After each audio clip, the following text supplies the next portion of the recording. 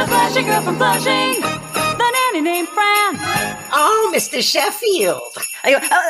Miss Fine. Ho, ho, ho, and welcome to another episode of Oh, Mr. Sheffield, a podcast about the hit 90s sitcom The Nanny, starring Fran Drescher. I am your co-host, Sean DiPasquale, here with another co-host, Tori Sheffield.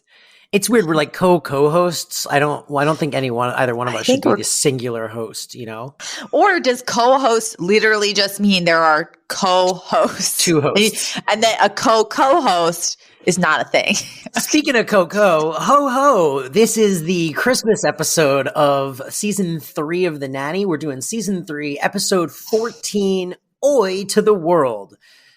Which I was really hoping would be a reference to the punk sound "oi oi oi" that is often made in British punk, but it wasn't. It was actually the Jewish, shockingly, Jewish exasperated sound of "oi." Also, every time you keep going "ho ho ho," my instinct is to make a joke going, "And don't call me Shirley." Oh my God. Just like, hey, my name's Toria and we've talked about this. I kept wanting to jump in, but you just kept talking right after you said it. So I had to A, not do it, but B, bring up that I had wanted to do it. I love it. If we seem all over the place and kind of struggling to get a foothold on this episode, that's because we kind of are. It's a very, very strange episode. It is a Christmas special. Okay, I wrote it's a sort of Grinch meets the Wizard of Oz meets Willy Wonka animation special. Interesting. And because it had elements of all of them, and it aired, by the way, December 18th, 1995. So just a mere week before Christmas Day. Mm-hmm. And they brought in a special animation director, or like director for animation for this one, Lauren McMullen, who it looks like she worked on tons of stuff throughout her career, including a lot of The Simpsons and some movies. Yeah, I mean, look, it's a real animated episode. I mean, the animation style definitely follows the opening credits animation style. So I feel like they were kind of locked into that, which, you know, it's fine. It's one of the things I actually enjoyed about this episode is the animation style, because it's very unique to this show. I don't know if it works as like a full like it works really well for the theme song. I don't know if it works for a fully animated world. Well, the thing is, when you're watching this, at least for me, the first few things I thought was like, oh, it's weird watching this show without a laugh track, even, and then also it's weird. It took me a while to get used to the like cartoonish sound effects, because it was the kind of thing like within the first couple minutes, you know, like Fran is like climbing up Mr. Sheffield's back to put the star on the Christmas tree, and it's like dun dun dun dun, and then it's like Cece shows up and it's like ominous, like dun dun dun dun, like cartoon villain music, and it was like a weird adjustment. It is weird. When you're used to watching a half an hour live action sitcom. I have to say though, as weird as it was, I was very impressed with their commitment to this episode and like this bit almost. You know, because and the episode was written by Fran Drescher and Peter Mark Jacobson. And it's just it's so weird. It's clearly an homage to the types of like animated holiday specials that both, you know, Peter and Fran probably grew up watching. It feels very in line with the Rankin and Bass holiday stuff. You know, you've got the Cece as like the Abominable Ice Queen, which, you know, I think is like a direct reference to the Abominable Snowman claymation Rankin and Bass specials. So, I mean, there's a lot of nods in here to what I would assume had to be influences from their childhood. Absolutely. And you know, the episode opens with this was my favorite part, is the episode opens with the normal theme song, but it's sort of overlaid over a backdrop of like snowflakes falling, and only at the very beginning of the theme song do they add in like jingle bell, like it's like bells? Jingle bells, like jing ding dun dun dun, like, and then jing jing jing, and then it just is the Nanny theme song.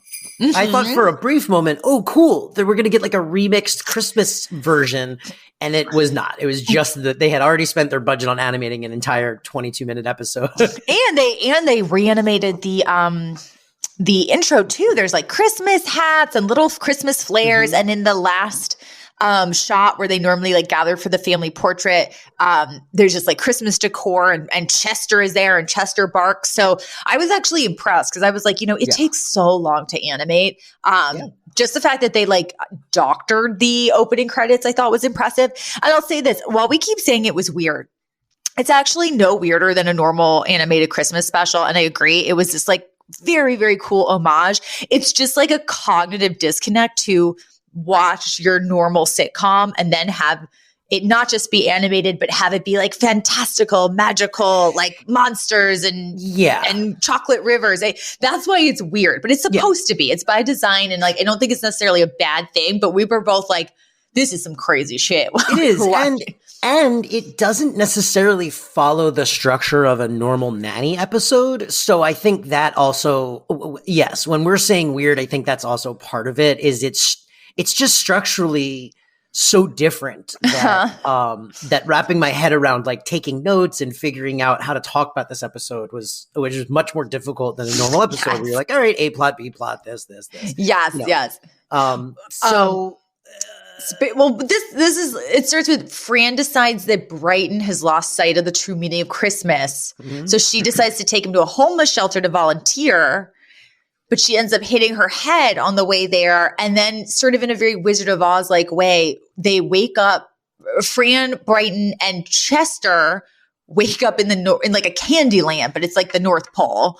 And Chester is now talking. And they go on this adventure, and it sort of leads them to, meeting Kris Kringle and meeting elf version of Niall. The whole episode. Oh, well, it's because I kind of feel like because are we not going to talk about the episode? Okay.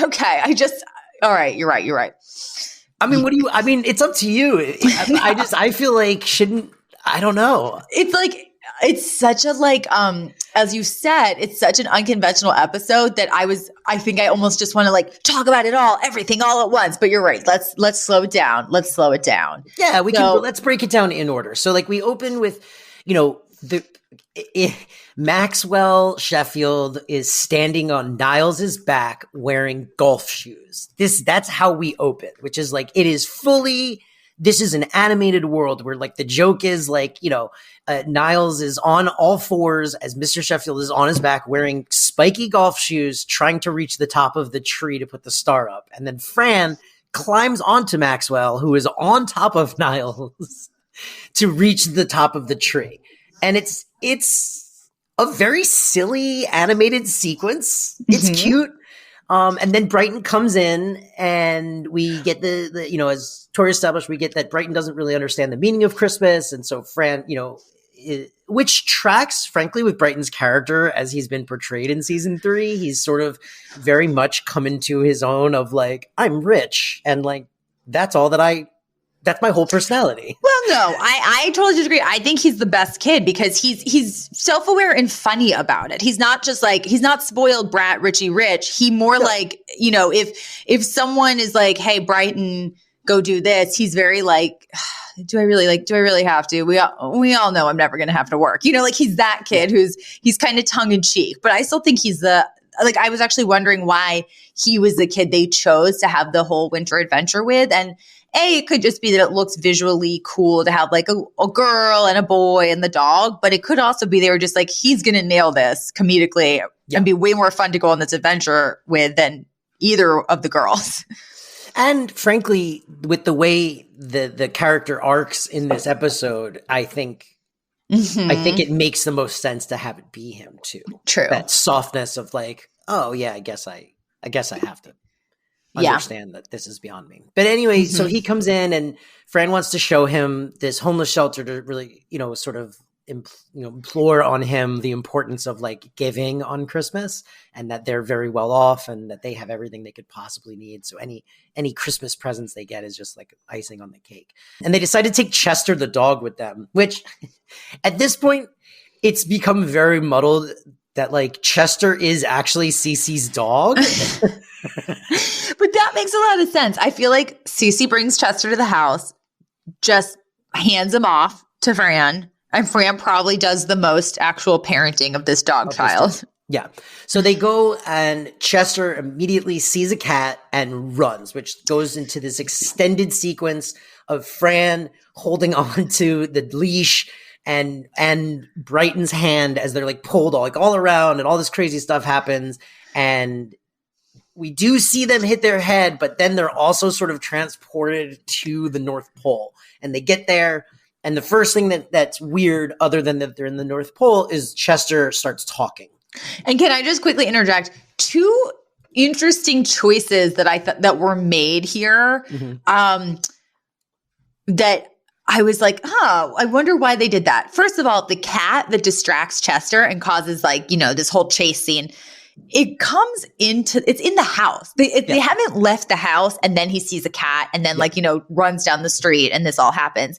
The cat is like in the living room, and then all of this running around happens within the mansion. So I was like, wouldn't it have made sense to have someone be like, how'd that cat get in here? Because it's like the Sheffields don't have a cat. So that was like I was like surprised to see the cat. The second thing that I thought was really interesting was once you this is about where you figure out like, oh, that's what this episode is. Fran hits her head, and then they wake up in this clearly like her, she's unconscious, and this is kind of happening in her imagination. It's like that's where like the Wizard of Oz stuff happens. Wouldn't it have made more sense and probably been easier to have started the episode out live action? Like a totally normal first 5 minutes. Then have her hit her head and have everything go into animation. And wake up in animation world. Yeah. I thought it was a really interesting choice. Once I was like, oh, I get it. That's what's happening here. I wonder two things. First, if it wasn't just a budgetary thing. Like, hey, we're doing all this animation. We're just going to animate the whole damn thing, and you guys can get the week off, and you don't have to come in and film anything. And because it still costs money to have people like on set and like do all of that stuff. And this doesn't cost that kind of money, but this costs different money. So maybe to incur both expenses was just beyond them. But then also, I think there is an argument to be made for this was a popular thing to do, just like a fully animated episode. There is no intro in, intro out. It's just, this is a Christmas special. I don't even know that it's necessarily considered an episode of the show so much as just like the Nanny Christmas special, And I think they thought that by animating the whole thing, that made it more special, this is a fully animated, you've never seen this before. You'll never see it again. Here's a fully animated episode of the Nanny. Okay. So, I don't know. I mean, I genuinely don't know what the actual reasoning behind their choices was, but and I'll say this, very little information out there on the internet, because we always do a lot of reading usually about each episode. I could not find like an interview where they talk about it. Dude. It's almost like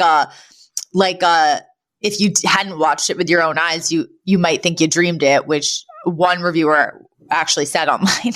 So what's really interesting about that is I looked really hard for reviews from the time. Sometimes if you look for reviews, you can find like old, like LA Times, I actually ended up in looking for a review of this episode. I found an article from 1993 about the pilot from the LA Times, just talking about, hey, we've seen this pilot. This is going to be a huge show. It's not great, but this lady Fran is hilarious, which I thought was really, really interesting. Find, but I couldn't find anything about the episode itself. No reviews, no, even after the fact, years later, people rewatching this thing. A couple of YouTube videos of some people kind of watching it from the standpoint of like, this is so bizarre that this exists. But I really wanted to find like, what was the, 1995 reaction to this? And I couldn't find it. So I don't know. I don't know how it was received when it came out. Lost in the annals of time. Yes, the time annals. And also, I knew a joke like that was coming. You had to. Also, I wanted to note before we move further that Chester's voiced by the very accomplished Pamela Hayden, who you probably don't know by name, but you will know when I tell you that she has voiced. Ready? Milhouse from The Simpsons, several characters on All Real Monsters, several characters on Tom and Jerry. She also was on Pinky and the Brain. She also worked on the new Batman adventures. She was Connie in Hey Arnold. She has a voice appearance in Being John Malkovich. She was also Yope on Recess. She was also the voice of Bianca the Bunny in Spyro the Dragon video game. She also voiced Lloyd in Space. She also voiced Party Wagon. I mean, this lady she was on the Pound Puppies. But first and foremost, you'd probably know her as Milhouse, Jimbo, Rod Flanders. I mean, she's all over The Simpsons, Pamela Hayden. And she's phenomenal. Great, great voice actress. I recognized her voice instantly just from years of watching cartoons with this lady on it. I agree. I couldn't place her, but I was like, this person has to be somebody. That's the vibe I got. Yeah. So that was really cool too. And Chester has a very if anyone who hasn't seen this episode yet, just go watch it, because even Chester's voice was sort of an interesting creative choice. Yeah, well, Chester's implied to be a dude just based on his name. And then it's not like a boy voice coming out of him necessarily. Yeah. He's kind of like scrappy, like, hey. Yeah, that's exactly it. Wow, like, friend, we're going on an adventure. Yeah. Yes. It was very Saturday morning cartoon. The feel of the whole thing. Like a child would watch this and be 100% entertained. And so would an adult. And the other thing to note is, a lot of the Nanny actors voice multiple characters in this animated special. So everyone voices themselves, like before we get to like before we get to North Pole world, everyone is like their own voice. But then we get to the North Pole, Chester talks. The first thing they meet a snowman who is voiced by Daniel Davies. Niles. And he comes in and he warns them. He sort of like blows in and warns them that the abominable Cece, Cece the abominable Babcock. Cece the abominable Babcock. Watch out! It's Cece the abominable Babcock. Like, she appears every 28 years to try to ruin Christmas. Yes. Which every 28 years, was that supposed to be a reference to? I didn't get what that was. Was that supposed to be? It's a period joke. It's a period joke, they right? Say it again. They're like, yes, okay. Later in the episode, again, it's like, every 28 years, she just, gets so over the top and has to get dramatic. Yes. It's another period joke. I wrote one of Sean's favorites. We know that you love a good period joke.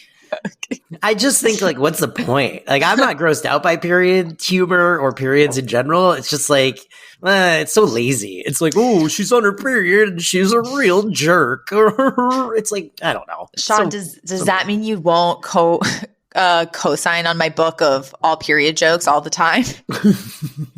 I've been so excited to show it to you. Is the book called It's a Nice Day for a Red Wedding? No, it's called All Period Jokes All the Time. Oh.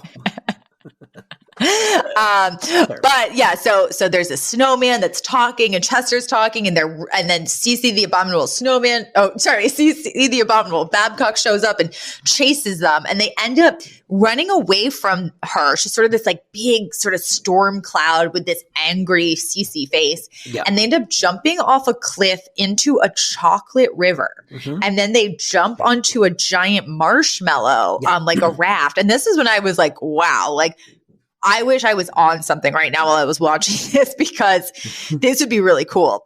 And then they find themselves in basically Candyland, where everything's edible. Well, it's the North. I mean, they're in a weird stylized version of the North Pole, which took me a long time to be like, is this supposed to be the North Pole? And then they do say, yes, it's the North Pole. But it's really like a weird, they call it Santa's Candy Castle, which I don't know that in any Santa Claus lore has it ever been established that he lives in like a Candyland dream world so much as just he's got like a small house with like a workshop in the North Pole.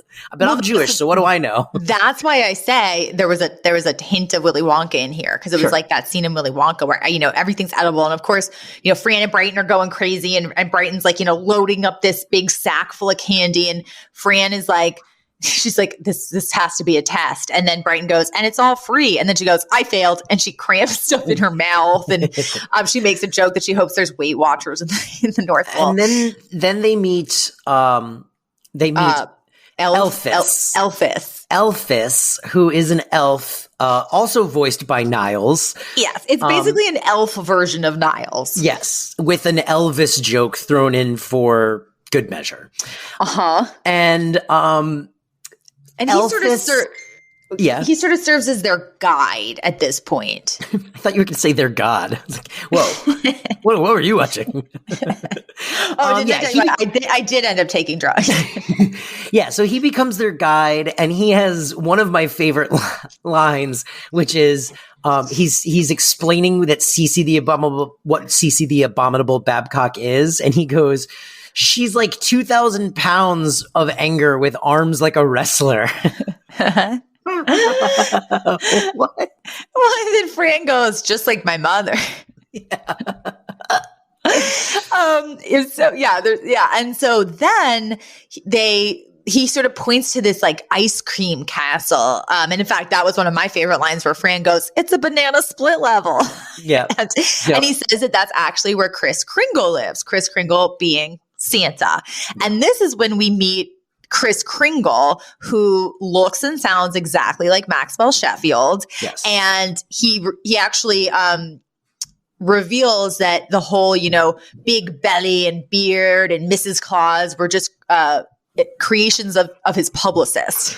Right. So the real Kris Kringle is just this guy, this normal, handsome guy. Yeah. Which I thought was kind of a funny concept. And it's in this scene that, Brighton says something like, you can't be Santa. Santa's not real. And they have that it's almost like that iconic movie in like a lot of movies involving children and Santa, where he's like, oh yeah. And he swings open the door to Santa's workshop. And we see like this huge, amazing space where elves are just making toys and, there's Christmas cheer.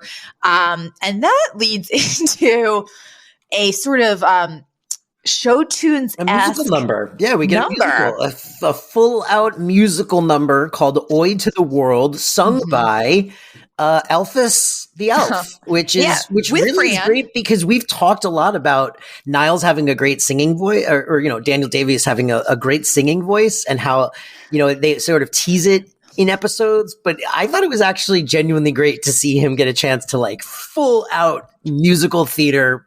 Sing his heart out with Fran. Mm-hmm. Yeah, I liked it. I was like, I'm enjoying this now. Now, the song is what pulled me in. Yeah, this episode, it's kind of a slow burn because it's like, first you just have to get your bearings in the style and the tone. And then from there, once you kind of like get it and you kind of get into it, then it's just this really fun ride from like here on out. Yeah. And so they have that song and dance number where Fran is kind of interjecting with like "Oi to the World." Right. And then it's revealed that Christmas might be canceled this year because Cece the Abominable Babcock is making the weather so bad that Santa might not be able to fly his sleigh. And so Fran then realizes that if there's no Christmas, there won't be any after Christmas sales.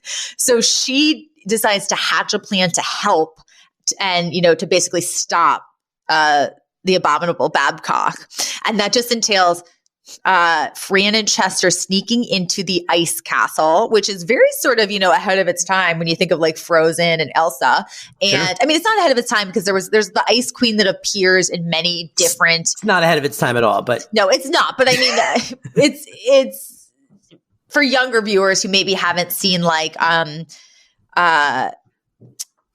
well, again, Witch in the Wardrobe, or what was the one? I loved that one as a kid. There's also the Ice Princess. No, the Ice Queen. That's what it's called. Yeah. Yes. But the thing is, I don't think a lot of kids today know that.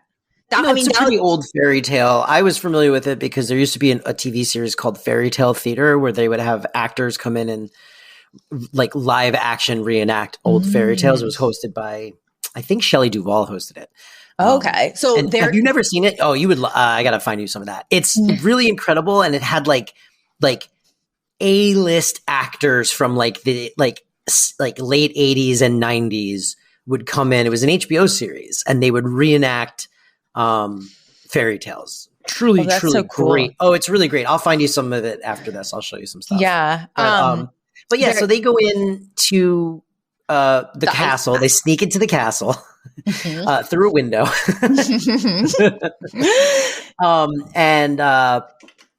And Fran finds a thermostat and decides the reason that Cece is upset is because she's cold. Yes.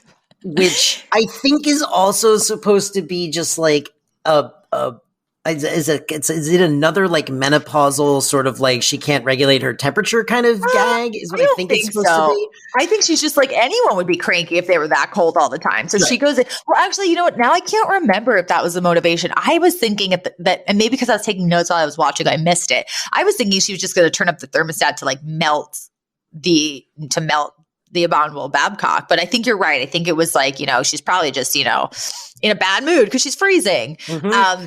And so Fran turns up the thermostat, or she's about to. She tells Chester, watch out for Cece, whistle if you see her. And then Chester, who can talk, sees Cece as Fran is messing with the thermostat, but instead of yelling out or saying like, oh no, it's Cece, he just starts whining. And then until Cece, eventually like makes herself known and like grabs Fran and him, and Fran's like, why didn't you whistle? And he goes, because I have no lips, which I also love. Yes. But he wasn't just whining. He was like doing sort of a little like, I forget what song it was, but it was like, like trying to like dance and sing to get her attention, but also kind of be quiet about it. And then I loved this part because the abominable Babcock, I refuse to call her Cece in this episode because I just love her full name, but she finds them and she's, like, how dare you? And she literally freezes them into a huge ice block. Like she foils their plan. And then she goes, Christmas is doomed. Wah, ha, ha, ha. And then it cuts to commercial, but she quickly goes, don't change the channel. Which I laughed at. I think as this episode goes on, her character is the funniest one to me, especially with how this gets resolved. It was so good. Mm-hmm. And so then we come back from the commercial break and Brighton is chiseling Fran out of the block of ice, Fran and Chester out of the block of ice, and they're back at Kris Kringle's castle. And now, though, everything around them starts to freeze because you missed it. Fran goes, this is taking too long. And so she looks at she goes, show me a picture of Mel Gibson, which is unfortunate, even though he was super hot. Like, I get why they picked Mel Gibson in 1995. But when you hear Mel Gibson now out of a Jewish lady's mouth, you're like, ooh. If only we had known.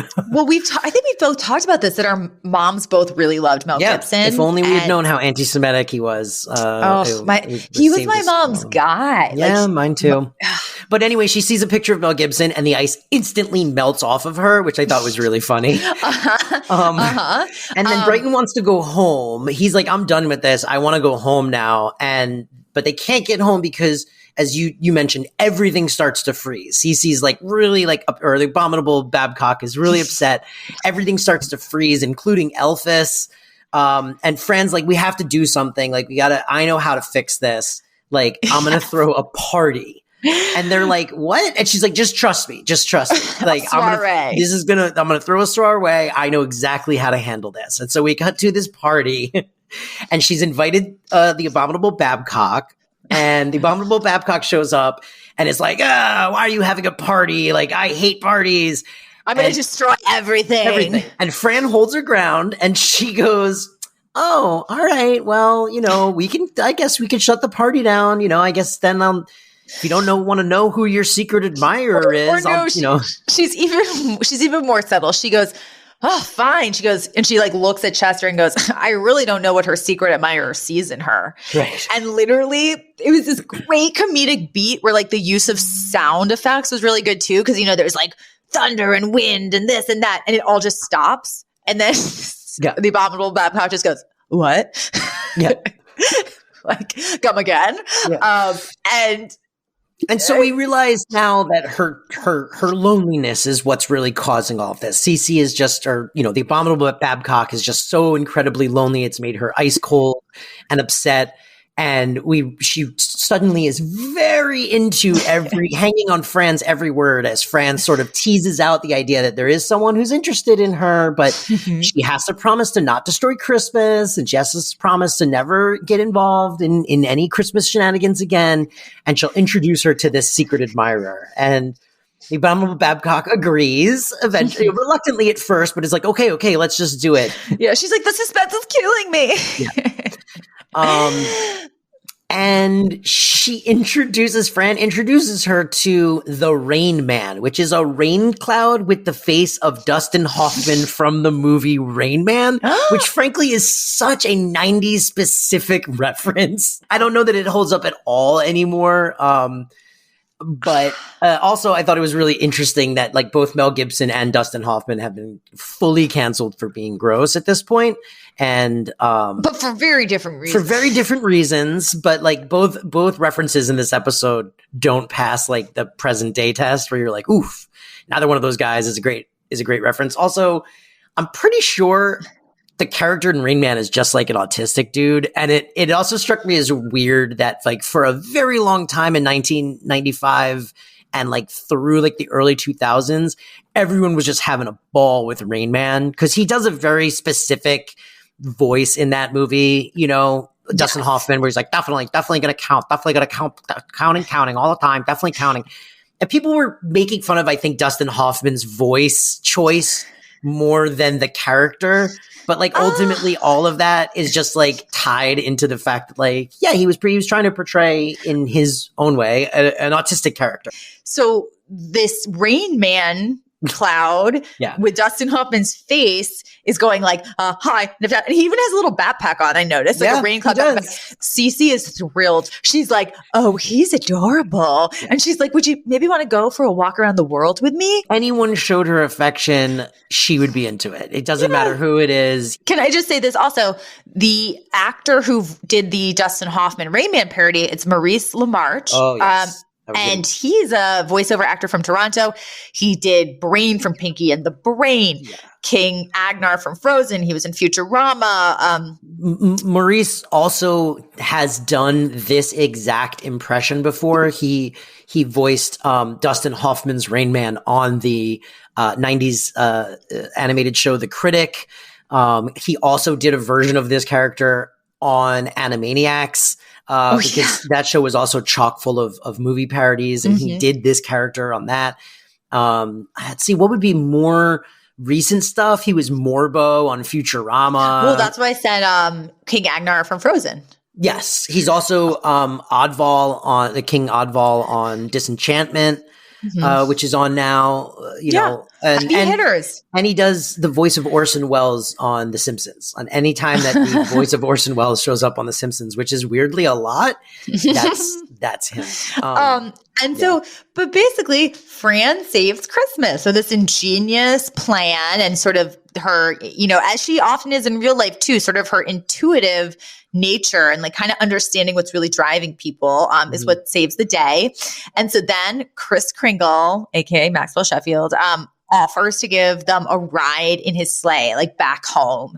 And this is when they meet some reindeers. There were some good jokes in here. Like Prancer's actually dancer, and he's just super, like a super fey, flamboyantly gay reindeer. And Blitzen, he's like, it's actually Blintzes. Who else are they going to get to work on Christmas Eve? Which, real quick note here, IMDb trivia lists this as a reference to a book called Blintzes for Blitzen.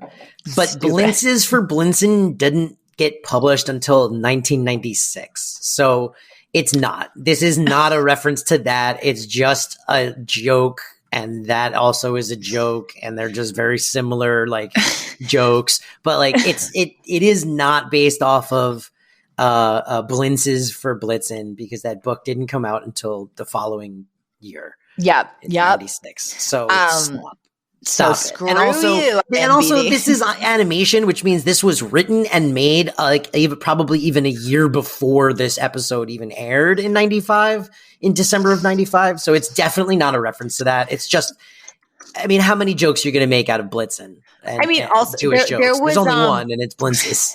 There was some other thing that I saw on IMDb Goofs where I was just I was just like, oh, come on. Like when I saw the goof, I was like, that's not a goof. Like how is somebody, we always circle back to this and we always get fired up about it. Oh, this was it. Goofs.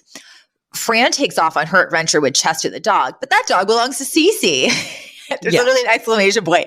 It's only her dog in real life, not in the show. And it's like, that's not a goof. Like Chester's around the house all the time. And Fran always, loves being around Chester. She could have just taken Chester on a walk. We've also, I think we've actually established on the show before that Cece sometimes is like, here, take the dog and walk him. Like, I mean, Fran's the help and Cece treats the help like the help. So it makes total sense that she would just shrug her dog responsibilities off on someone else. And Fran and the dog likes Fran. I don't know. Yeah. The whole thing. I was like, I'm never going to stop getting annoyed every time. But so they go off in Santa's sleigh and Brighton and Fran and Chester actually. Although we did the line about Blintzes is funny, not because they're just like, oh, my name is Blintzes instead of Blitzen, but he goes, hey man, I'm a Jewish reindeer. I'm one of the only ones who's cool working on Christmas. I already said that. Oh, you did? Yeah. Oh, well, whatever. We said it twice. Hey, the joke's so nice. We said it twice. And you misquoted it. Listeners, who's the real co-host of this show? No, I'm leaving. You let us know. So this leads to like sort of the last part of the episode where they are helping Kris Kringle deliver gifts. They're going all over the world and they're going down chimneys. And then they get to the very last stop, which is actually the homeless shelter that Fran was going to take Brighton to in the first place. And there's all these kids there and they're all so excited to see Santa. But that's when Santa realizes that he miscalculated and he doesn't have quite enough gifts for all the kids. And Fran literally whispers to Chester, she's like, he has 364 days of the year off and he still screws up. But this is really the heart of the episode where Brighton is there and he's looking around at all these kids who don't have a home. And he looks at the giant bag of candy and goods that he had collected at North Pole. And he kind of thinks about it and he's like, Santa, you forgot you have this bag too. Yeah. Hey, it's Kaylee Cuoco for Priceline. Ready to go to your happy place for a happy price? Well, why didn't you say so? Just download the Priceline app right now and save up to 60% on hotels. So whether it's Cousin Kevin's Kazoo Concert in Kansas City, go Kevin, or Becky's Bachelorette Bash in Bermuda, you never have to miss a trip ever again. So download the Priceline app today. Your savings are waiting. Go to your happy place for a happy price. Go to your happy price, Priceline. Look, Bumble knows you're exhausted by dating. All the, must not take yourself too seriously, and 6'1" since that matters, and what do I even say other than, hey? Well, that's why they're introducing an all-new Bumble, with exciting features to make compatibility easier, starting the chat better, and dating safer. They've changed, so you don't have to.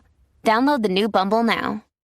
And then he, Fran's like, Brighton, like, wow, that's really generous of you. And he's like, like you said, like, this is what Christmas is all about. And, us kids have to look out for each other. And, I already have so much. And so Brighton learns his lesson. And that kind of felt authentic to what we know about Brighton. I think he really would do that. And when that happened, that's why that is why I said earlier, like, oh, you know what? He actually makes sense as the best kid to have brought on this adventure. Cause I don't know if that would have felt as organic with either of the other two. Mm-hmm. That sort of like full arc. And then we get my favorite line of the entire episode, which is, we cut to Fran driving the sleigh and she goes, wow, what an upper. I love that. What an upper is her line there. It's like, what? She's getting like super high off of the control of driving this sleigh. It's gotta be. I loved that line. Wow. What an upper. What an upper. And then she ends up crashing the sleigh. And this kind of brings us back to where we left off at the beginning, because she kind of comes to outside of the mansion. And it's sort of that, like, again, the end of the Wizard of Oz moment where they're all like, Miss Fine, are you all right? Because, she and Brighton and Chester had fallen out a window earlier in the episode. So now they've like found them and they're like, wake up, wake up. And she's like, it's very much like, we were at the North Pole and like you were there and this and that. And they're like, oh, Miss Fine, like it was just a dream. And she's like, oh, you're right. Even Brighton doesn't remember it. He's like, you hit your head. Yeah.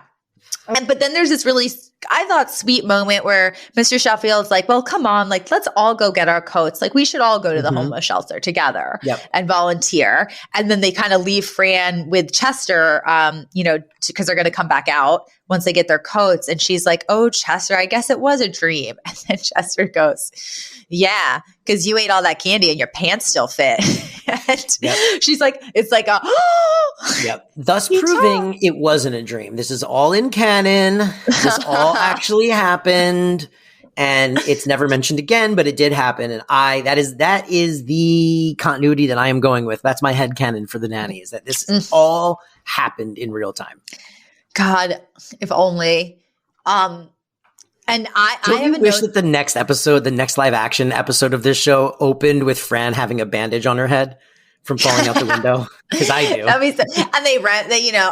we had to lock Maggie's window after that cat got in, and Fran and I fell out. Exactly.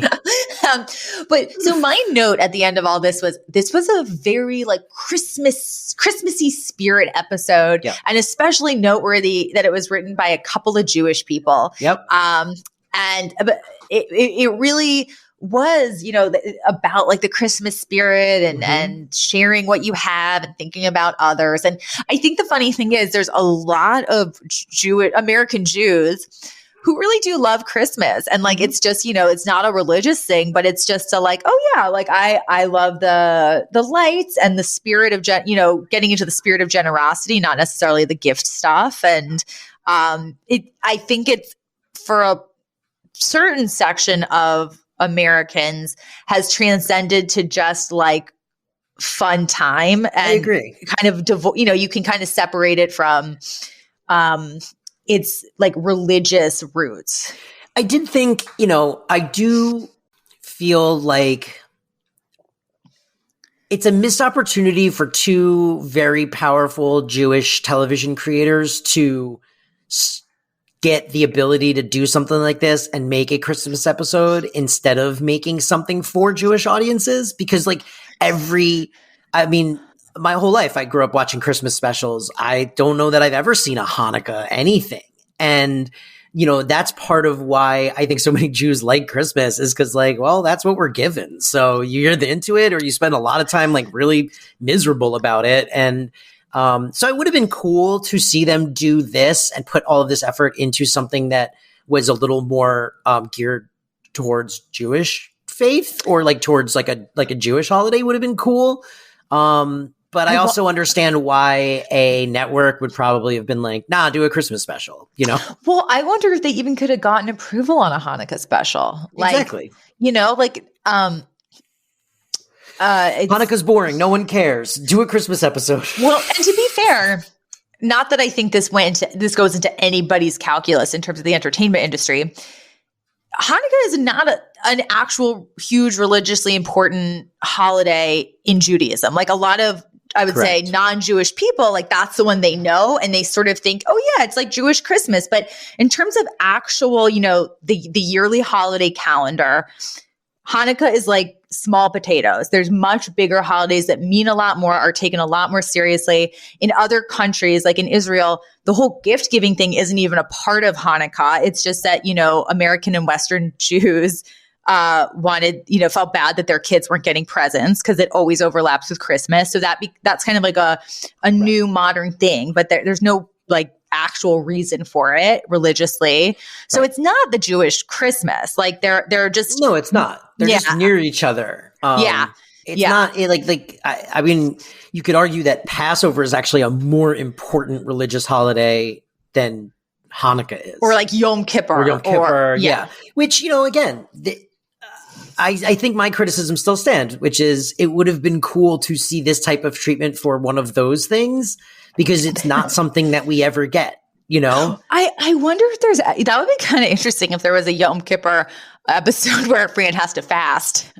I mean, or anything, or even just like a fun, I don't know. I feel like there are ways to make those holidays as entertaining and take like the spirit of what those holidays are supposed to mean to the Jewish people and explain that spirit in a fun way to a wider audience, which is what every Christmas holiday special is, right? It's because they're not ever really about Jesus. They're always just about like the reason for the season and why the Christmas spirit is important. You very rarely get a holiday special that's like, this is about Jesus Christ's birth. I would love to have seen it. I would love to see the very special episode all about Jesus Christ. Yeah, Jesus Christ. Well, but I'll say this. I don't fault Peter Mark Jacobson or Fran Drescher at all for that not being this. I think there must have, you can only imagine what they would be up against in trying to make something like that. But it would have been, I agree. It'd be cool to see. It'd be interesting. That's all. It would just be interesting. And that's it for the episode, right? That's it. That's the whole wild ride. The whole episode. It's also kind of noteworthy. This is, it's the third season. It's their second real Christmas episode because the first one was season 1, where if you'll remember, they end up in the hospital after Mr. Sheffield sits on some glass and they find out that Santa is real. Yes. And then I don't think we really did anything last season. So this is, now we're 2 for 3 for right now. Mm-hmm. Mm-hmm. Should we move on to segments? Yeah, let's move on to segments. And now, segments. So, segments. Yeah, no, I think we should move on to segments. I say we can move on to our segments. And now, segments. Segments with Sean and Toria. I hope that you included some jingle bells over. Oh, that segments theme is going to have a little Christmassy remix to it. A little flair. Just a little flair. Yeah. So for me, I think I got my first big laugh when Brighton says, I'm over this. I just want to go home. And Fran goes, we can't just bail on Santa. And then Brighton goes, Niles is making your favorite stuffing. And she goes, we're out of here.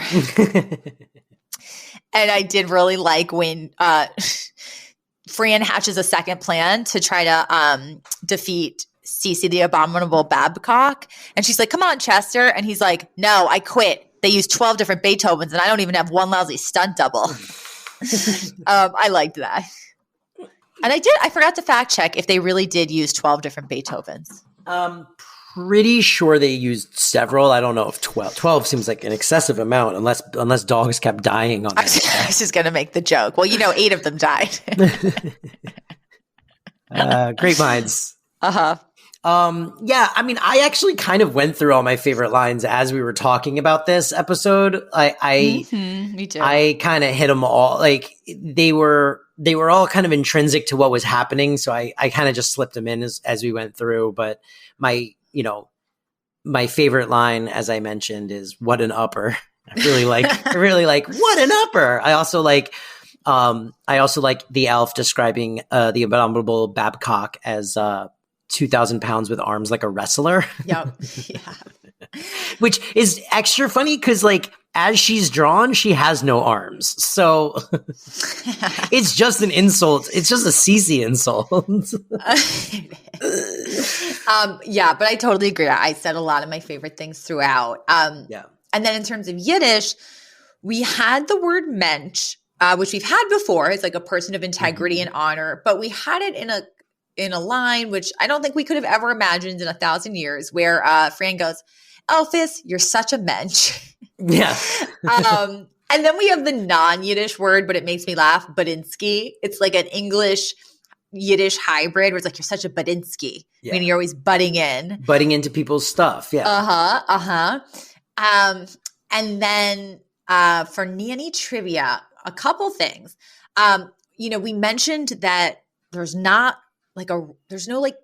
articles or think pieces or, nostalgia blogs about this episode. So it's hard to get information about it.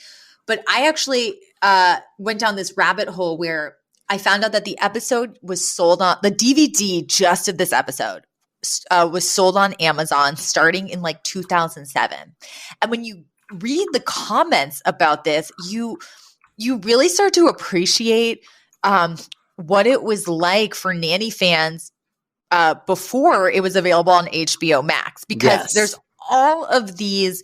Like, here's an example of one. It was a review from August 2006, and it's since this Christmas special, Oi to the World, came out during the third season of The Nanny, this special will be included on the third season DVD when it becomes available, probably in spring. It's a great episode, and I look forward to seeing it again after 10 long years. And they're all like this. And like, you know, people loved this show, but you know, you could get DVDs when they would come out, but it was hard to watch for a long time, but it didn't mean that like the fan base went anywhere. So and weirdly enough, a couple of months ago, I was looking for this episode and it wasn't yet even on HBO Max. And I remember I had even mentioned to you, we might have to watch this episode elsewhere because it is not included in the HBO Max lineup yet. And then they sort of fixed the order of episodes, and then it appeared, which is great because I really didn't want to watch it on Vimeo because the one that I found was like such low quality. It was impossible to see. What if HBO Max, because they kept screwing up the order, had accidentally made this like the series finale? People were watching it being totally bewildered. The other thing I wanted to say though is that I know that you had mentioned like, other shows have done animation specials, but this was actually really ahead of its time, because when I was reading like this, roundup of like the 15 best animation specials on live action shows, this was the only one from the 90s. Like there was other shows that did it like later, like Community and Pen 15 recently did it, and Supernatural, but this wasn't crazy common in 1995. I mean, it was really creative. And I think we say this a lot, like there's certain things that this show was doing. Like recently when we saw Fran have like the thought bubble that she pops, and some certain flashbacks that are zanier and comedically became much more mainstream like a decade later, which is really cool. And then I feel like I have a lot of Nanny stuff this week. But I found some good stuff. I wanted to say that this is kind of a plug too, that, so Sean and I are going to be on another podcast talking about The Nanny next week. It's a show called Culturally Determined, hosted by Aryeh Cohen-Wade. And I happen to be listening to some other episodes of that podcast, which talks, there's all sorts of guests who appear on that about all sorts of different shows, all sorts of different topics in pop culture. But I happened to listen to one from about a month ago where Aryeh interviewed the New York Times comedy critic. And they were talking about Jewish representation on television and how growing up, there was just very few Jewish characters on TV. And then they started talking about how that started to change in the 90s. But they brought up the fact that culturally, it's much more acceptable for men to sort of advertise their quote Jewishness, whereas a lot of female, like women in the entertainment industry, like, Scarlett Johansson or Rachel Weisz or Natalie Portman, like they don't often advertise their Jewish culture or play into it or sort of make it, part of their characters or personas. And that, while yes, we started getting Seinfeld in, the 90s and a few other, and then we eventually got Larry David. Right. It's different when men are doing it. And I kind of wanted, I was like, that's on anti-Semitism. Yes. I mean, that was the whole. That's just anti-Semitism in its most blatant form. Yes, and basically that somehow Jewish women are less acceptable than Jewish men, or less appealing. Jewish men are acceptable because they're like funny and whatever, and Jewish women are not as acceptable. So they are, because the stereotype of Jewish women is, much different. This shrill sort of, caricature pops up. And that's what the context of that conversation was. But while I was listening, I was like, oh my God, this is one of those times where I wish podcasts were like live and you could call in, because I wanted to be like, but you guys are forgetting one iconic person, Fran Drescher. And it made me really like appreciate all over again what she and Peter Mark Jacobson were doing, because she was unapologetically Jewish. And she, there aren't very many women in pop culture and almost none in sitcoms who were like, almost like to say out and proud sort of takes, I don't want to take something away from a whole other community, but that's kind of what it was. And it just, I don't know, it made me kind of like have a renewed love again for Fran Drescher. If you go back to the very first episode of this show, one of the first things we talked about is how I think one of the reasons this show permeated our minds so much was because of the Jewish representation. Like, it wasn't that I was a huge Fran Drescher fan in the 90s, or I was even a huge, sitcom fan in the 90s, but there was something about this very Jewish woman constantly talking about being Jewish, references to Jewish tropes and Jewish family and like all these little inside, so much Yiddish. I mean, watching this show as a kid made me feel seen in that very specific Jewish way, where I was like, oh, it's like popular and mainstream and cool to talk about like Yiddish and this and that. And so that had a huge impact, I think, on me. And I don't even know that I recognized it at the time. It wasn't until years later.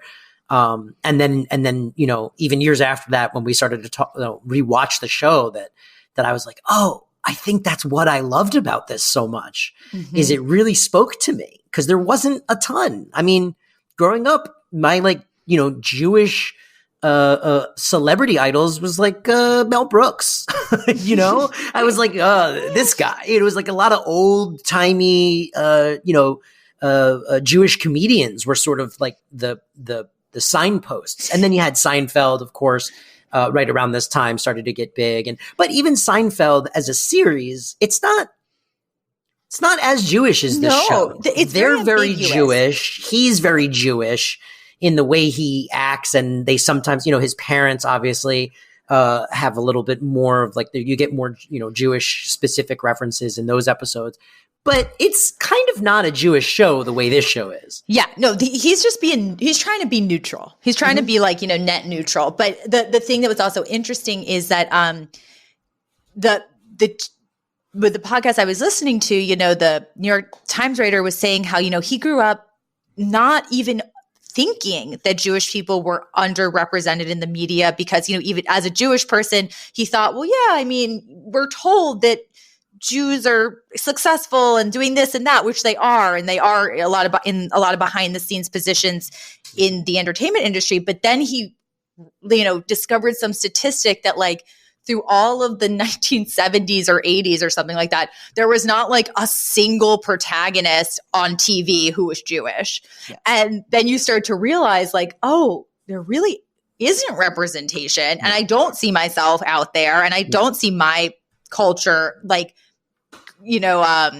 portrayed in any kind of three-dimensional way. Nope. So it was really interesting given all the watching we've been doing and then listening to that conversation. So it also made me excited that we're going to, be talking to Aryeh next week, because I think some of the stuff he's been doing intersects well with what we talk about. Except you forget how unevergreen our podcast actually is. And by the time this episode comes out, we may have been on that show 4 weeks prior. I have no idea how his release schedule is. So if you're listening to this and you're not sure, go, that podcast is called Culturally Determined. Culturally Determined. So go find Culturally Determined and see if the latest episode doesn't have your old pals, Sean and Toria, on it. Yes. But I have a feeling that whatever we talk about on that show, unless I'm very off, will also be evergreen. Ours will be evergreen. Like it's about a show from 30 years ago. So, you can always pop in, pop out. What if we just end up like only talking about like war in Ukraine or something? It just goes like wildly askew.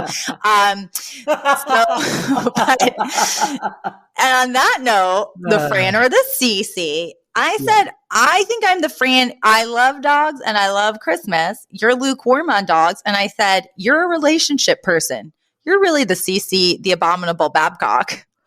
I am the abominable Babcock of this episode. I'll take it.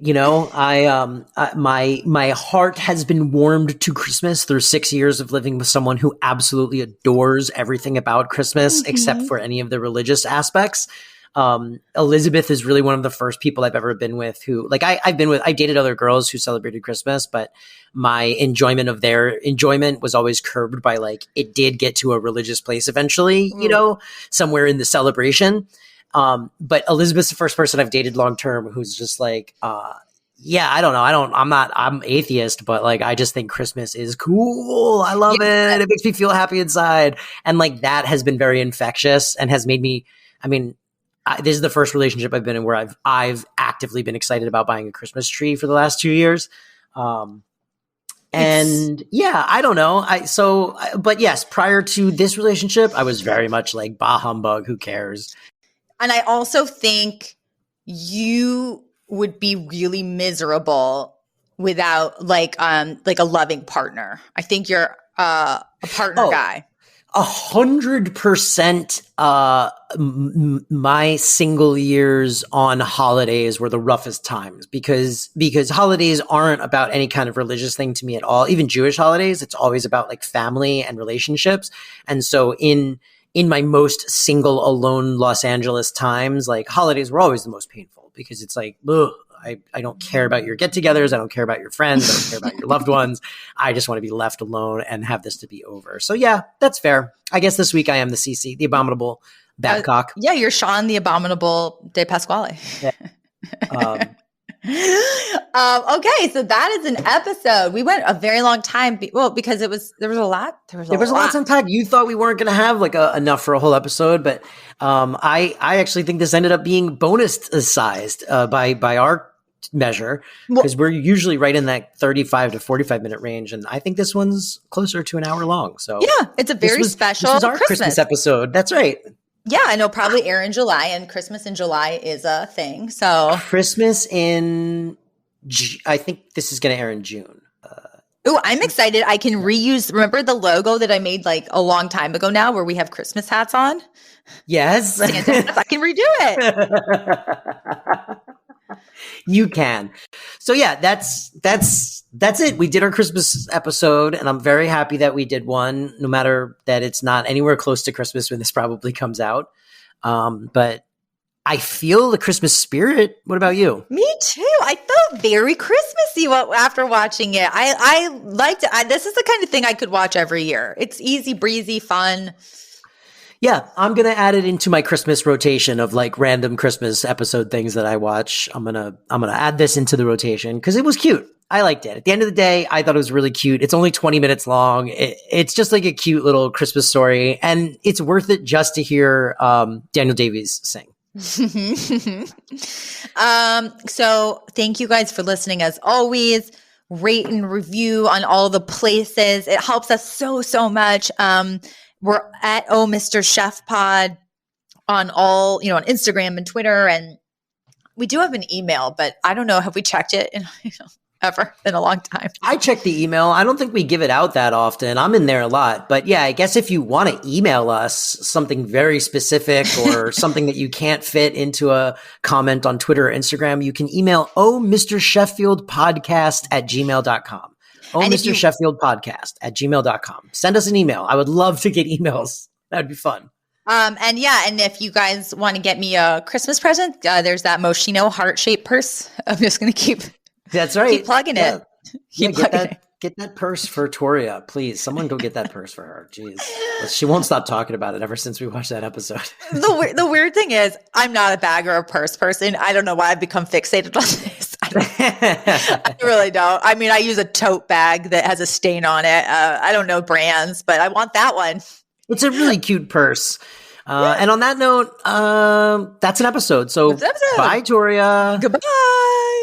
The Flushing Girl from Flushing, the nanny named Fran. Oh, Mr. Sheffield. Miss Fine.